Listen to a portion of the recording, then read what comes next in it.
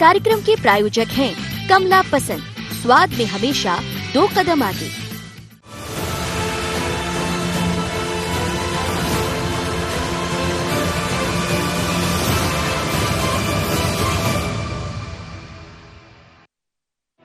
शीघ्र ही मंत्रिमंडल का विस्तार होने वाला है। विस्तार के सब पहलुओं पर हमने विस्तृत चर्चा की है।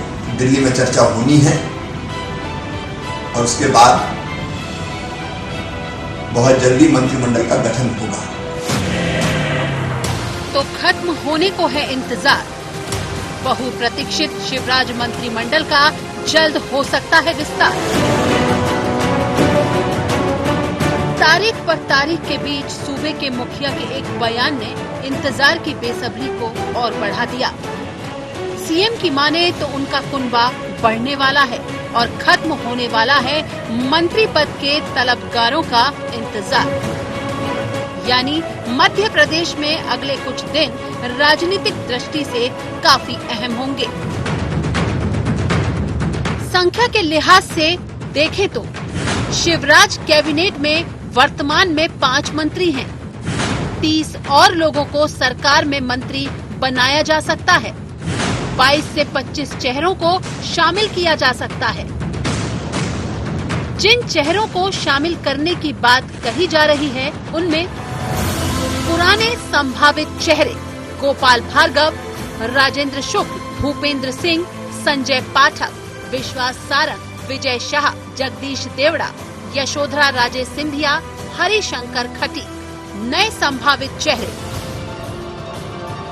अरविंद भदौरिया, मोहन यादव, उषा ठाकुर, रमेश मेंदोला, गिरीश गौतम, केदार शुक्ला, चेतन कश्यप, यशपाल सिंह सिसोदिया, ब्रजेंद्र प्रताप सिंह, जालम सिंह पटेल और राम खिलावन पटेल। सिंधिया खेमे के संभावित चेहरे इमरती देवी, महेंद्र सिंह सिसोदिया, प्रद्युमन सिंह तोमर, प्रभुराम चौधरी, हरदीप सिंह डंग, ऐदल सिंह कंसाना, बिसाहूलाल सिंह, राजवर्धन सिंह दत्तीगांव। जल्दी विस्तार होगा। माननीय मुख्यमंत्री जी मंत्रिमंडल का विस्तार जल्दी ही करेंगे। मंत्रिमंडल विस्तार में देरी की वजह चुनौती भी रही। इसका एक कारण दावेदारों की ज्यादा संख्या होना भी है। इनमें किसे मौका दिया जाए यह तय करना खासा मशक्कत भरा रहा। जाति, क्षेत्र और सामाजिक संतुलन के साथ पार्टी में सीनियर विधायकों को भी तवज्जो देना पार्टी के लिए अहम है। लेकिन कांग्रेस का कहना भी सुनिए। कई सीनियर लीडर बीजेपी के, कोई 7 बार का विधायक है, कोई 6 बार का विधायक है। अब तुम किराए की फौज ले आए हो कांग्रेस से तोड़ के, उनको बनाना तुम्हारी मजबूरी हो गई है। तो मजबूर सरकार है तो बनाए तो सही है, बार बार घोषणा कर रहे हैं, उसके बाद हालत क्या होगी बीजेपी की आप खुद देखोगे। बहरहाल मंत्रिमंडल में जगह पाने के लिए दावेदारों की लगातार दौड़ जारी है।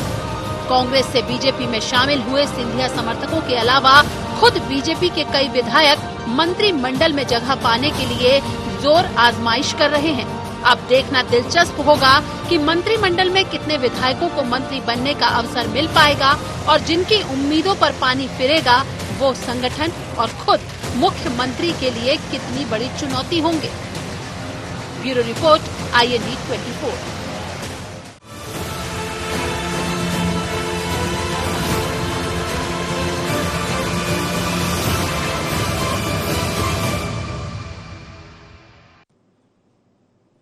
IND एजेंडा में आपका स्वागत है। मैं हूं मनोज सैनी और आज का एजेंडा है मंथन पर मोहर। इसमें आगे चर्चा करेंगे, उससे पहले देख लेते हैं कुछ खास बिंदु। मंत्रिमंडल विस्तार, पर्दा गिरा या पिक्चर अभी बाकी है। मंत्रिमंडल से ड्रॉप चेहरे क्या उपचुनाव में बीजेपी के लिए बनेंगे मुसीबत? क्या उपचुनाव से पहले मंत्रिमंडल विस्तार बढ़ाएगा मुसीबत? ग्वालियर चंबल को देखते हुए क्या सिंधिया समर्थकों को कैबिनेट में मिलेगी ज्यादा तवज्जो? तो इन्हीं खास बिंदुओं के साथ मैं हूं मनोज सैनी और इसी चर्चा को आगे बढ़ाते हैं। दरअसल मध्य प्रदेश में कई दिनों से टल रहा है और ये कहा जाता रहा है कि मंत्रिमंडल का विस्तार अब होगा, तारीख पर तारीख देखने को मिलती है। लेकिन आज जब मुख्यमंत्री शिवराज सिंह चौहान ने इस बात की तरफ इशारा किया, बल्कि खुलकर कह दिया कि लगभग बातें पूरी हो गई है, मंथन हो चुका है, मोहर लगना बाकी है। लेकिन जैसे ही ये बात सामने आई तो कई लोग जो मंत्रिमंडल की कतार में लगे हैं उनकी बेचैनी और बढ़ गई, खासकर उन लोगों की जो पहले मंत्रिमंडल में रहे हैं, क्योंकि वो एक जगह तो ऐसी है जहां सिंधिया खेमे के लोग उस जगह पर आना ही है और ये संख्या 10 से 12 लोगों की हो सकती। लेकिन कई ऐसे लोग हैं, कई ऐसे सीनियर विधायक हैं जो पहले भी मंत्री रहे हैं और अब फिर एक बार मंत्री बनना चाहते हैं। तो ऐसे में होगा क्या, और इसी पर नजर कांग्रेस की है। इसीलिए कांग्रेस ये कह रही है कि जरा होने तो दीजिए मंत्रिमंडल का विस्तार, लेकिन क्या मंथन पर मोहर लग जाएगी? यही हमारा विषय है और इस मुद्दे में मेरे साथ 3 मेहमान जुड़ रहे हैं, उनसे मैं आपका परिचय करा देता हूं। सुनील श्रीवास्तव रहेंगे स्टूडियो में मौजूद, हमारे editor in chief. Durgesh Sharma ji है, प्रवक्ता मध्य प्रदेश कांग्रेस के। दुर्गेश जी, आपका स्वागत है। साथ ही मीडिया पैनलिस्ट है सुमित ओरछा। सुमित जी, आपका भी स्वागत है। सुमित जी, आपसे ही शुरुआत करते हैं। मंत्रिमंडल विस्तार को लेकर तारीख पर तारीख सुनाई देती है, लेकिन मुख्यमंत्री ने अब ये कह दिया, तो क्या ये मान लिया जाए कि 1-2 दिन में नए चेहरों के साथ नए मंत्रिमंडल का विस्तार हो जाएगा? माननीय मुख्यमंत्री जी के कहने के बाद तो किसी प्रकार की शक की कोई गुंजाइश नहीं रहती है। लेकिन मनोज जी, अमूमन जब कोई कम बहुमत वाली सरकार होती है जिसके पास सरसंख्या लगभग बराबर हो, वैसी सरकारें हमेशा मैक्सिमम मंत्रिमंडल के साथ काम करने का प्रयास करती हैं। लेकिन शिवराज जी ने एक न्यूनतम मंत्रिमंडल के साथ जिस प्रकार के बेहतर सरकार चला करके दिखाई है, इतने कठिन समय में, इतने चुनौतीपूर्ण समय में, इतने संकटपूर्ण समय में, जिस तरह से जनहितैषी योजनाओं का क्रियान्वयन हो या उनकी शुरुआत हो और ऐसे मुश्किल दौर में लोगों के संबल को साहस को बनाए रखते हुए एक प्रदेश में बेहतर माहौल करना और कोरोना से जंग लड़ते हुए उसमें अग्रणी खड़े हो जाना, माननीय शिवराज जी के अनुभव और उनके कुशल नेतृत्व की बदौलत मध्य प्रदेश ने यह परिणाम अर्जित किया है। अब रही बात संख्या की, मंत्रिमंडल विस्तार की, वो एक माननीय मुख्यमंत्री जी का विशेष अधिकार है और उन्होंने स्वयं स्पष्ट कर दिया है कि वो मंत्रिमंडल का विस्तार करने जा रहे हैं, जो अच्छा है। अधिक से अधिक क्षेत्रों का प्रतिनिधित्व मिलेगा, अधिक से अधिक कार्यकर्ताओं को, नेताओं को नेतृत्व करने का, काम करने का अवसर मिलेगा, तो इस लिहाज से बहुत अच्छा है। और 1-2 दिन में ऐसा सुमित जी, यही आपके सामने चुनौती है कि ज्यादा से ज्यादा लोगों को काम करने का मौका मिलेगा और वो काम कर पाएंगे। लेकिन सवाल यही है कि आपके पास एक संख्या तो वो है जो कुछ दिन पहले आपका दामन थामे और आपकी सरकार मध्य प्रदेश में उनकी बदौलत है, लेकिन अब वो सभी भारतीय जनता पार्टी के हैं। लेकिन जो सीनियर लोग हैं, जो उम्मीद लगाकर बैठे, कहा यह जा रहा है कि कई लोगों के टिकट कटेंगे, यानी टिकट का मतलब यह है कि कुर्सी उनकी छिनने वाली है। मिलने की आशा थी, कुर्सी तो सभी की छिनी हुई है, लेकिन क्या ये आशा और उम्मीद के बीच में जिस तरह की चुनौती है उसका कैसे सामना करेंगे, और साथ ही क्या उस पर मंथन पूरा हो गया, इसका जवाब दे दीजिए। मनोज जी, एक तो अब हमारे पार्टी के नेताओं को आप और मीडिया से खास करके मेरा अनुरोध है कि अब आप इस खेमे के उस खेमे के कह करके सूचित करेंगे, संबोधित करेंगे और मुझसे उत्तर चाहेंगे, तो मेरे लिए कोई किसी खेमे का नहीं है। अब सब एक भारतीय जनता पार्टी के कार्यकर्ता हैं, कोई खेमा नहीं है, कोई घटक नहीं है, कुछ नहीं है। अब सब भारतीय जनता पार्टी में, कोई उन्होंने बाहर से समर्थन नहीं दिया है। उन्होंने विधिवत अपने पद का त्याग करके भारतीय जनता पार्टी के नेतृत्व पर, रीति नीति, सिद्धांत, विचारधारा पर भरोसा जताते हुए और हमारे सांगठनिक प्रबंधन पर भरोसा जताते हुए भारतीय जनता पार्टी की सदस्यता ली है। जैसे प्रत्येक कार्यकर्ता के बारे में पार्टी चिंता करती है, उसकी क्षमताओं का, उसकी योग्यताओं का उपयोग समाज और राष्ट्र कार्य के लिए करने के लिए उनका उपयोग करती है, वैसे ही अब उन लोगों के, जो लोगों ने कुछ समय पहले भारतीय जनता पार्टी में सदस्यता ली थी, उनके बारे में भी पार्टी का। चलिए ठीक है। दुर्गेश शर्मा जी, सज्जन वर्मा ये कह रहे थे कि होने तो दीजिए मंत्रिमंडल का विस्तार, तो क्या इंतजार है कांग्रेस को मंत्रिमंडल विस्तार का? मनोज जी, पहली पूरी ओरछा जी ने जो बोला बिल्कुल सही बोला कि एक अल्प बहुमत वाली सरकार, बहुमत तो है नहीं, पर चूंकि संख्या बल में 2, 4, 6, 10 ज्यादा हैं, इसलिए आज सरकार में है। और एक अल्पकाल की मजबूर सरकार, शिवराज सरकार, ये सिर्फ अल्पकाल के लिए आई थी, उसका काल खत्म होता जा रहा है। इस अल्पकाल में जितने मंत्री, इनको अल्पकाल के लिए और बनाना है।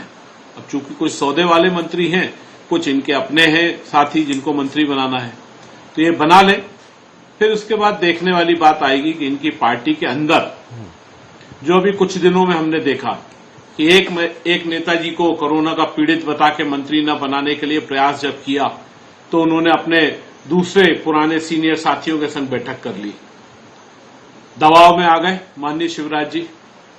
दूसरी तरफ जिनके संग सौदा किया था उनमें जब खबरें आई कि मैं बन रहा हूं या वो बन रहा है या नहीं बन रहा है, 2 दिन पहले उन्होंने एक बैठक कर ली, फिर से शिवराज जी दबाव में आ गए और अब निर्णय आ रहा है कि सरकार में मंत्रिमंडल का गठन होने वाला है।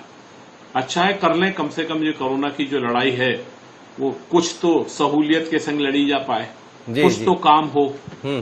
जो भ्रष्टाचार हो रहा है शिवराज सिंह चौहान जी के नेतृत्व में, शिवराज सिंह चौहान के मंत्री या विभागों के संभालते हुए, उनमें शायद रोक लग जाए, ऐसी उम्मीदें पर होगी नहीं, क्योंकि भ्रष्टाचारियों से उम्मीद थोड़ा कम रहती है। सुनील जी, तो कांग्रेस की अपनी उम्मीदें हैं, भारतीय जनता पार्टी की अपनी अपेक्षाएं, खासकर उन सीनियर लोगों की जो उम्मीद लगाकर बैठे हैं। उम्मीदें किसकी पूरी होंगी नहीं होंगी, एक सूची के मुताबिक जो संभावित नाम है वो भी हम उनको दिखा रहे हैं। लेकिन क्या आपको लग रहा है कि जिस मंथन की बात लंबे अरसे से चल रही थी, तारीख पर तारीख दिखाई दे रही थी, अब ये मंथन पूरा हो गया है और वास्तव में मोहर लग जाएगी दिल्ली में? बिल्कुल मनोज जी, क्योंकि मुख्यमंत्री जी खुद कह चुके हैं कि मंत्रिमंडल विस्तार जल्द होगा। और जिस प्रकार से उम्मीदों की बात करें तो उम्मीदें तो यहाँ सबको है। जो सिंधिया जी के साथ है उनको भी उम्मीद है कि मंत्री बनाएंगे, जो सीनियर्स बीजेपी में इतने सालों से विधायक या वरिष्ठ विधायक हो गए हैं उनको भी उम्मीद है कि उनको मौका मिलेगा, और संगठन को भी उम्मीद है कि अगर कई सीनियर्स को मंत्री पद की शपथ न दिलाई जाए तो वो संगठन में काम करेंगे। तो उम्मीदों पर ही पूरी राजनीति कायम है। कांग्रेस भी उम्मीद करके बैठी है कि मंत्रिमंडल का विस्तार होगा, और जिस प्रकार से यहां पर गुटबाजी दिखेगी उसका फायदा शायद उपचुनाव में कांग्रेस को हो। तो कुल मिलाकर उम्मीदों का ही दौर चल रहा है मनोज जी। और अगर हम मुख्यमंत्री जी की बात करें तो गुरुवार को दिल्ली जाने वाले हैं मुख्यमंत्री जी, वहां पर केंद्रीय संगठन से बात करेंगे, कुछ नामों को लेकर संशय है उनको फाइनलाइज करेंगे, और उसके बाद वो सूची लेकर जो फाइनल नाम रहेंगे उनको लेकर भोपाल आएंगे। और उम्मीद यही है कि शुक्रवार या शनिवार को मंत्रिमंडल का विस्तार होगा। लेकिन सबसे बड़ी बात, क्योंकि जिस प्रकार से हम जो नाम चला रहे हैं, इन नामों में से मनोज जी, क्योंकि उपचुनाव है और उपचुनाव के पहले विधानसभा का सत्र है, मानसून सत्र है, उसमें बजट भी पेश होना है, 5 दिन का सत्र है, इस वजह से ये मंत्रिमंडल करना बेहद आवश्यक था। और यही वजह है कि ज्यादा से ज्यादा मंत्री इसमें नहीं बनाए जाएंगे। एक संभावना यही है कि कुछ पद जरूर खाली छोड़े जाएंगे, जिनको उपचुनाव के बाद ये संगठन और सरकार ये कहेगी कि जिनका बेहतर परफॉर्मेंस होगा या जिन सीटों की जवाबदारी दी जाएगी उन सीटों को जिता कर आए, उसके बाद मंत्रिमंडल में जगह दी जाएगी। तो एक यहां पर कुछ जगह खाली छोड़ी जा सकती हैं, और उम्मीद यही है मनोज जी कि शुक्रवार या शनिवार को मंत्रिमंडल का विस्तार होगा। चलिए, आशा पर आसमान टिका है, लेकिन ये उम्मीदें कई लोग लगाकर बैठे हैं। यहां एक छोटा सा ब्रेक लेंगे, ब्रेक के बाद जब लौटेंगे तो इस चर्चा को आगे बढ़ाएंगे।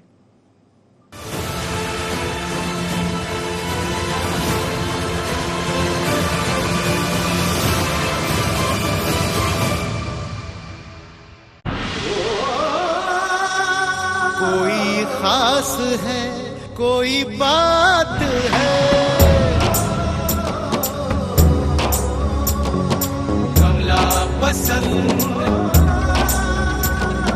जीते दुनिया, हर बाजी जीते, हर अदा में शाही अंदाज है। कमला पसंद पान मसाला, शाही स्वाद, शाही अंदाज, स्वाद में हमेशा 2 कदम आगे। छोटा सहयोग बड़ा उपयोग। कोविड-19 से लड़ाई में मुख्यमंत्री सहायता कोष में करे सहयोग। इस संकट के समय आपके योगदान से जरूरतमंद लोगों को मिलेगा जीवन दान। जन सहयोग से ही हम मिलकर कोरोना के खिलाफ जीतेंगे जंग। CM relief fund, SBI, account number 1007815248 IFSC code SBIN 0001056।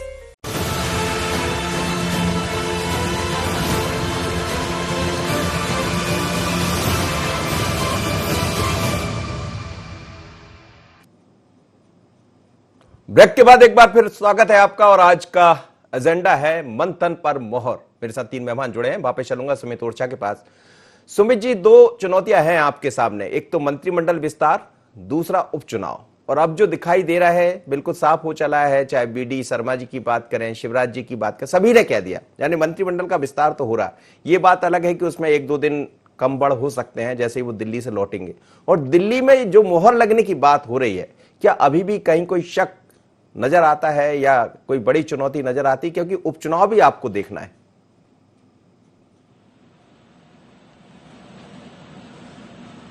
Manoj ji, Bharatiya Janata party प्रत्येक चुनाव को बहुत गंभीरता के साथ लड़ने के लिए जानी जाती है। बहुत गंभीरता से हमारा संगठन चुनाव को लड़ता है। रही बात मंत्रिमंडल विस्तार की, मैं पूर्व में भी बता चुका हूं, अब हमारा नेतृत्व स्पष्ट कर चुका है, तो उसमें किसी प्रकार का शक नहीं है कि वो कोई बहुत देर होगी। जो प्रक्रिया है, जो एक मर्यादित संगठन की प्रक्रिया है कि अपने वरिष्ठ नेतृत्व को उस प्रस्ताव से, उस चर्चा से जो प्रदेश नेतृत्व ने लिया है, उसको नेतृत्व की चर्चा के मंथन से केंद्रीय नेतृत्व को अवगत कराना होता है। उसको लेकर के माननीय मुख्यमंत्री जी कराएंगे और इसके बाद गठन की, चूंकि महामहिम राज्यपाल को भी प्रदेश में आना है या उनके स्वास्थ्य का कितना सुधार है, ये सब बातें भी इस बात में दृष्टिगोचर रखनी पड़ेगी। उपचुनाव को लेकर के, चाहे वो हमारी जब सरकार में 165 और 175 के साथ जब हम संख्या बल में थे, उस समय भी जब कोई उपचुनाव होता था तो पार्टी बड़ी गंभीरता के साथ चुनाव लड़ती थी। और अभी भी हमारी सरकार बहुत फुल कंफर्टली में, हमें बहुत उस 24 में से बहुत कम सीट चाहिए, लेकिन इसके बाद भी हम 24 में से 24 सीटों पर बहुत गंभीरता पूर्वक चुनाव भी लड़ेंगे और हम जीतेंगे भी। दुर्गेश जी ने एक बात कही थी, उसको जरूर रेखांकित करना चाहता हूं। मैंने कहा था कि कम संख्या वाली सरकार, हमारे सामने कोई मेजोरिटी का संकट नहीं है। आपसे ज्यादा कंफर्ट मेजोरिटी में हम आज की डेट में, और आगे 24 जीतने के बाद और ज्यादा हो जाएंगे। लेकिन आपके जैसी हमारे यहाँ ऐसी स्थिति नहीं दिखेगी कि 28 युवा, पहली बार के विधायकों को भी आपने 28 के 28 युवा मंत्री जो है कैबिनेट मंत्री बनाने पड़े। बिना राज्य मंत्री की कोई सरकार अगर पूरे देश में कहीं बनी होगी तो वो मध्य प्रदेश की वो मजबूर सरकार थी जिसके आप प्रवक्ता थे, जिसके आप नेता है। माननीय हमारे दुर्गेश भाई से कहना चाहता हूं, इसलिए अपने दोषों को दूसरों के अंदर देखने का कतई प्रयास ना लेकिन करें। सुमित जी, लेकिन जो आश्वस्त करना चाहता हूं सुमित जी, लेकिन इस बीच में जो अलग अलग खेमों के बीच होता है, बड़ा परिवार है, कुनबा है, तो उसमें चर्चा होती है, लेकिन एंदल सिंह कंसाना के यहाँ लोगों का पहुंचना या कुछ अलग जो सीनियर्स लोग हैं उनका एक साथ मिल जाना, क्या ये माना जाए कि ये हल्का सा दबाव है, इसीलिए अब ये प्रभाव नजर आ रहा है? अगर राजनीतिक शगुफा मानेंगे तो मुझे नहीं लगता कि उस पर कोई जवाब दिया जा सकता है। इन कयासों पर किसी मुलाकात को, किसी चाय नाश्ते को, किसी डिनर पार्टी को, उसको आप कोई प्रकार का विघटन बताएंगे? अगर ऐसा होता तो भारतीय जनता पार्टी के लिए, क्षमा करिए जी, चलिए, हमारे पास एक से एक अनुभवी विधायक थे, उनके बीच में भी हमने 5 लोगों को मंत्री बना करके और एक का स्वर आपको सुनाई नहीं दिया होगा। इसके कारण हमने सरकार चला करके आपको जो दिखाई है, पूरे प्रदेश को दिखाई है, स्पष्ट हो जाता है। दुर्गेश जी जवाब दे दीजिए। जी मनोज जी, जी सुन रहे थे आप, आपकी बात का जवाब। जी, पिछले शिवराज सिंह चौहान के 15 जी मैं वहीं आ रहा हूं। पिछले वर्ष के 15 साल के शिवराज सिंह चौहान जी की सरकार के पूरे पीरियड में कभी वो नरोत्तम मिश्रा जी क्या नहीं गए। अब वो चाय नाश्ते की है या सीएम सुपर सीएम क्या गए थे, ये सब बातें जो आई सबने देखी। ऐसे ही पिछले 15 वर्ष या पिछले लगातार काफी वर्षों से मैंने नहीं देखा कि भारतीय जनता पार्टी के एक ही क्षेत्र के कई नेता एक घर में बैठे हों। फिर आने जो भारतीय जनता पार्टी को ज्वाइन कर गए, गद्दारी करके बिक के जैसे भी हैं, उनका भी उतने पीरियड से पिछले 3 माह से आपस में बैठना नहीं हुआ। वो कब बैठे? जब मंत्रिमंडल का गठन हो रहा है और उस समय उनके एक जगह बैठना सवाल निशान सुन लीजिए, मैं आपसे जवाब ले लूं। इस तरह के लोग, क्षमा करिए, इस तरह के शब्द, अमर्यादित असंसदीय शब्द सुनने के लिए मैं यहाँ नहीं बैठा हूं। क्षमा करिए दुर्गेश जी, ये शब्द शोभा नहीं देते हैं। आप क्या बिकाऊ लोगों को टिकट देते थे? कल जिनके ऊपर आप गलमैया करते थे, जिनके नाम की अशुगाथाएं गाते थे, आज उनको बिकाऊ कहते हैं। आपके मुख्यमंत्री ने उनसे कहा चलो चलो, वो चले गए। आपके मुख्यमंत्री ने कहा, कमलनाथ जी ने, कि सड़क पर उतर जाओ, वो उतर गए। और आज शर्म नहीं आती आप लोगों को बिकाऊ कहते हुए उन लोगों को? वो स्वाभिमानी लोग थे, वो खुददार लोग थे, जनता को जवाब नहीं दे पा रहे थे, कर्ज माफी पर कर रहे थे इस बात पर उन्होंने खुददारी के साथ लड़ा है। कहिए दुर्गेश जी। खुददारी के साथ वो जनता को फेस नहीं कर पा रहे थे। कमलनाथ जी, आत्ममुक्त सरकार, जो कर्ज माफी के नाम पर चुनाव जीती थी और चुनाव के बाद वो सब कुछ नहीं किया, कर्ज माफी नहीं की, बेरोजगारों को भत्ता नहीं दिया, युवाओं के साथ नाइंसाफी की, अतिथि शिक्षकों के साथ नाइंसाफी की, पुलिस वालों के साथ मौका दीजिए उनको बोलने का, ऐसे तमाम लोगों के साथ मौका दीजिए बोलने का सुमित, बेटों के साथ, बेटियों के साथ, महिलाओं के साथ, तो वो स्वाभिमानी लोग थे, चले गए, ऐसे जैसे शर्मानी चाहिए। अगर पार्टी में कोई खुददार लोग थे तो वो वही लोग थे। चलिए दुर्गेश जी बोल दीजिए अब जवाब। मनोज जी, चोर की दाढ़ी में तिनका की जो कहावत है वो चरित्रार्थ हो रही है, वो दिखाई दे रही है। सिर्फ सत्यता बोलने पर इतनी मिर्ची लग रही है भाई को मेरे। जो गद्दार है मेरे लिए और देश के लिए, प्रदेश के लिए गद्दार है, जिसने लोकतंत्र को खंडित करने का प्रयास किया है, जो बिका है, जिसने लोगों के वोट को बेचा है, मैं 10 बार बोलूंगा उसने बेचा है। जिसने गद्दारी करी है, वो भारतीय जनता के वोट पे बैनर पे चुनाव लड़ने नहीं गए थे। वे मंत्रिमंडल में 6 लोग मंत्री थे, उन्होंने अपनी बोली लगाई। मुझे लग रहा है कि ये गद्दारी और उस पर जा सुनील जी से बात कर लेंगे। सुनील जी, ये जो सब दिखाई दे रहा है, लेकिन सवाल ये खड़ा होता है कि क्या कौन से चेहरे इस मंत्रिमंडल में दिखाई देंगे। और हम ये भी देख रहे हैं कि आने वाले दिनों में, जैसे आज एक नई नियुक्ति हुई है, तो क्या ये मान लिया जाए कि अब नियुक्तियों के रास्ते भी खुल रहे हैं, मंत्रिमंडल विस्तार भी दिखाई दे रहा है। आपने भी कहा कि आने वाले दिनों में विधानसभा का सत्र भी होना है, तो अब ये बिल्कुल तय हो गया, लेकिन चेहरे कौन से संभावित है जो दिखाई दे सकते हैं? देखिए मनोज जी, सबसे पहले अगर नियुक्ति की बात करें तो डॉक्टर धीरेन्द्र पांडे हैं, इनकी नियुक्ति की गई है जन अभियान परिषद में उपाध्यक्ष के तौर पर। तो कुल मिलाकर जिस प्रकार से राजनीतिक नियुक्तियों की अगर बात हम करें तो अब ये लग रहा है कि मंत्रिमंडल विस्तार के साथ वो भी शुरू हो जाएंगी, क्योंकि राजनीतिक नियुक्तियां, क्योंकि उपचुनाव में भी जाना है पार्टी को। और हालांकि जिस प्रकार से सुमित कह रहे कि बेहद कम सीटों की आवश्यकता है, लेकिन सीरियसली 24 सीटों पर लड़ रहे हैं। इनको अगर हम बात करें तो सिर्फ 9 सीटें ही चाहिए है 24 में से बीजेपी को, और उसके बाद ये बहुमत की सरकार हो जाएगी। लेकिन अगर हम बात मनोज जी जिस प्रकार से नामों को लेकर कर रहे हैं, तो कई ऐसे नाम हैं जिनको लेकर अभी भी यहां तालमेल या फिर उनमें सहमति नहीं बन पाई। चाहे हम गोपाल भार्गव जी के नाम को लेकर बात करें, चाहे भूपेंद्र सिंह की बात करें, चाहे यहां पर रामपाल सिंह की बात करें, राजेंद्र शुक्ल हैं, कई ऐसे नाम हैं जो सीनियर्स हैं, उनको लेकर भोपाल की भी बड़ी चर्चा है कि भोपाल के नामों पर भी कहीं कोई बात नहीं बन पा। बिल्कुल मनोज जी, क्योंकि अगर हम जिस प्रकार से भोपाल की बात करें तो भोपाल के नामों को लेकर भी स्थानीय जो नेता हैं उनका विरोध है। रीवा के जिस प्रकार से राजेंद्र शुक्ल के नाम को लेकर है, वहां पर स्थानीय जो नेतृत्व है या विधायक हैं वहां के, उनका विरोध है, और वो अपना विरोध यहां पर मुख्यमंत्री के समक्ष दर्ज करा चुके हैं। तो चुनौती यही है कि किन को सिलेक्ट करते हैं और किन को रिजेक्ट करते हैं। जिनको रिजेक्ट करेंगे तो ये देखा जा सकता है मनोज जी कि उपचुनाव जिन क्षेत्रों में है, रिजेक्शन वहां से तो होगा नहीं। जहां उपचुनाव नहीं है वहां के लोगों को जरूर ड्रॉप किया जा सकता है, लेकिन क्योंकि उपचुनाव में जाना है और बीजेपी किसी भी प्रकार का कोई खतरा मोल नहीं लेगी, तो जिन क्षेत्रों में उपचुनाव है या जिन संभाग में उपचुनाव है वहां के विधायकों को असंतुष्ट नहीं करेगी पार्टी। और यही वजह है कि सीधे दिल्ली जा रहे हैं शिवराज जी, और वहां पर पार्टी आला कमान से बात करेंगे, अमित शाह जी से मिलेंगे, ज्योतिरादित्य सिंधिया जी से भी बात होगी, और उसके बाद जो फाइनलाइज सूची होगी उसके बाद मंत्रिमंडल का विस्तार होगा। चलिए इंतजार रहेगा। आप तीनों मेहमानों का बहुत बहुत धन्यवाद, आप मेरे साथ जुड़े। लेकिन मध्य प्रदेश के लोगों को भी अब इंतजार है। राजनीतिक तौर पर तो हर राजनेता ये उम्मीद लगाकर बैठा होगा कि कब होगा मंत्रिमंडल का विस्तार, कौन से चेहरे होंगे। लेकिन जो चेहरे हम दिखा रहे हैं ये दरअसल संख्या इसमें कुछ ज्यादा है, लेकिन जो खबरें आ रही है उसके मुताबिक 24 से 25 मंत्री बन सकते हैं। उन मंत्रियों में कुछ नए चेहरे भी दिखाई देंगे आपको। जो सिंधिया से जुड़े हुए लोग हैं वो तो नजर आएंगे ही, लेकिन फिर भी कई चुनौतियां हैं सरकार के सामने। मंथन मध्य प्रदेश में पूरा हुआ है और मोहर दिल्ली में लगना, तो इंतजार हम सबको है। आज IND एजेंडा में इतना ही। मुझे दीजिए इजाजत, बने रहिए IND 24 पर।